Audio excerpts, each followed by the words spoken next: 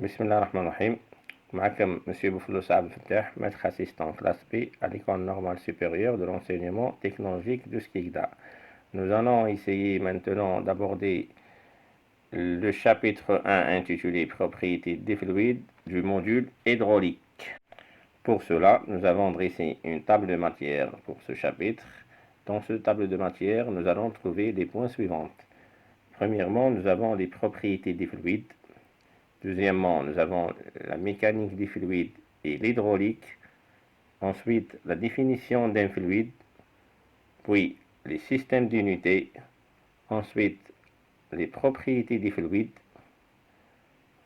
La masse volumique, le poids volumique, la densité et enfin la viscosité. Pour en terminer par une bibliographie.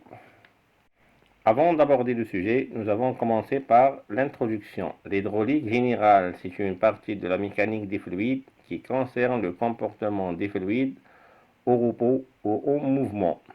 Au départ, l'hydraulique était considérée beaucoup plus comme étant une technique plutôt qu'une science. Maintenant, la relation entre la mécanique des fluides et l'hydraulique. La mécanique des fluides et l'hydraulique constituent la branche de la mécanique appliquée traitant du comportement des fluides au repos et en mouvement.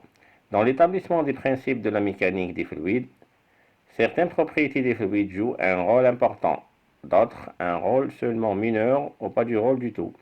En hydraulique, c'est le poids spécifique au volumique qui est la propriété la plus importante, tandis qu'en hydrodynamique, la densité et la viscosité sont les propriétés dominantes. Quand le fluide est compressible, on doit tenir compte des principes de la thermodynamique. La pression de vapeur prend de l'importance quand interviennent les pressions manométriques négatives et que la tension superficielle influe sur les conditions statiques et dynamiques dans les conduites étroites. Maintenant, qu'est-ce qu'un fluide? Un fluide est un milieu continu, même si l'on choisit un très petit élément de volume. Il sera toujours beaucoup plus grand que la dimension des molécules qui le constituent. Une gouttelette de brouillard, aussi petite soit-elle à notre échelle, est toujours immense à l'échelle moléculaire. Elle sera toujours considérée comme un milieu continu. Un milieu peut s'écouler librement par suite du peu d'adhérence entre elles des molécules qui le composent. Cette propriété qu'on appelle fluidité est due à une grande mobilité des particules fluides. On distingue les fluides et les gaz. Les fluides sont considérés comme incompressibles, occupent un volume déterminé et adoptent la formule du récipient qu'ils sont versés, produisent une surface libre en contact avec l'air. Les gaz sont très compressibles, n'ont pas de forme et occupent le volume maximum qui lui est offert. Ils ne produisent aucune surface libre. Passons maintenant au système d'unité. Les systèmes de mesure de base du système international sont illustrés dans le tableau en face. Abordons maintenant en détail les propriétés des fluides. Parmi ces propriétés, on peut citer premièrement la masse volumique. Qu'est-ce qu'une masse volumique? La masse volumique ou masse spécifique, d'autres fois on le trouve dans des ouvrages ou dans des bibliographies d'un corps, quel que soit son état, et le quotient, c'est-à-dire le rapport de la masse par son volume est donné par l'expression suivante. Rho est égal M sur V.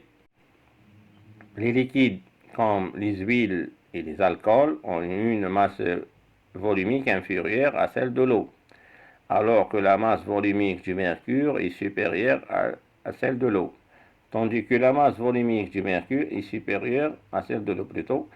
La masse volumique des liquides s'écoule inversement avec la température, ou plutôt s'évolue inversement avec la température. En augmentant cette dernière, la masse volumique du fluide diminue. Passons maintenant à une autre propriété, le poids volumique. Le poids volumique, c'était éventuellement littérature technique poids spécifique, gamma, est une notion très utile. On le définit par le rapport du poids sur le volume de la masse, ou la masse volumique multipliée par la gravité. Gamma est égal ρ par G est égal M par G sur V. Une autre propriété particulière, c'est la densité. La densité d'une substance est égale à la masse volumique de la substance par la masse volumique du corps de référence. Pour les liquides, la densité de l'eau est utilisée comme référence à 4 degrés Celsius. Pour les gaz, les mesures effectuées par rapport à l'air, la densité est une grandeur sans dimension. D est égal masse de la substance à masse d'une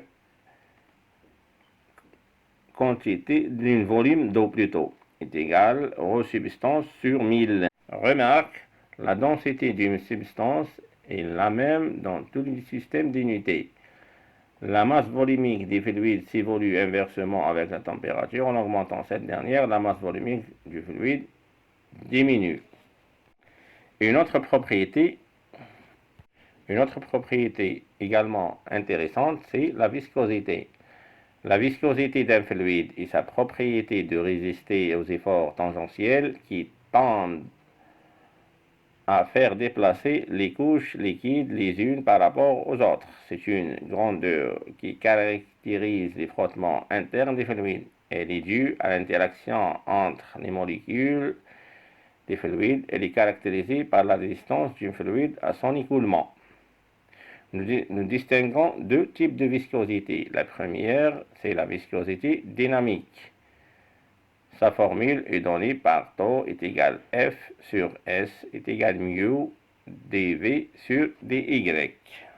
Comme complément, les fluides newtoniens sont des fluides qui ont une vitesse constante comme l'air, l'eau et l'huile, alors que les fluides non newtoniens ont une viscosité variable comme les boues et les pâtes. Nous pouvons dire aussi que les fluides parfaits ont une viscosité nulle. C'est un fluide qui n'existe pas dans la nature. La viscosité existe dès qu'il y a mouvement relatif entre particules, que ce soit en régime laminaire ou turbulent. Un autre point, la vitesse des liquides décroît avec la température, mais n'est pas affectée de manière appréciable par les variations de pression. Le deuxième type de viscosité est la viscosité cinématique. La viscosité cinématique nu s'obtient en divisant la viscosité dynamique par la masse volumique. Nu est égal mu sur ρ. Maintenant, vous avez devant vous la bibliographie sur laquelle ce cours a été élaboré. Je vous souhaite une très bonne écoute et je serai prêt à répondre à vos questions ou interrogations sur les mails figurés sur la page de garde. Merci. Bismillah ar-Rahman ar-Rahim. معكم مسيو بوفلو سعد الفتاح maître assistant